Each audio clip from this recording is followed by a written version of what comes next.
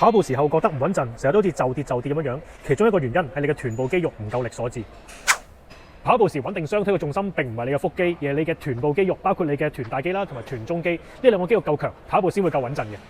下次喺跑步之前試下做呢3個動作，激活你嘅臀部肌肉。第一個動作就係 glute bridge 啦，咁可以瞓喺度先啦，將臀部推起，維持2秒，收緊你臀部肌肉，再放翻低，推起，維持2秒，再放翻低，做15次。第二個動作可以做一個 side plank 同埋 leg raise， 咁試下咧運用2隻手支撐地面啦，做一個 side plank 先，跟住咧做一個 leg raise 嘅動作。咁試下慢慢舉起15次，舉起嘅時候臀部外側咧有用力嘅感覺嘅。做完一邊15下，再做另一邊。第3個動作屈曲膝頭哥90度，跟住拎起你嘅臀部，係啦，試下打開你嘅膝頭哥，有咁開打咁開。咁當你打開嘅時候，你就會同時運用到你兩邊嘅臀部外側肌肉。試下慢慢做15次呢個動作。跟住另一邊又做15次，咁就係做晒呢3個動作啦，先開始跑步。咁你跑步咧就會穩陣啲啦。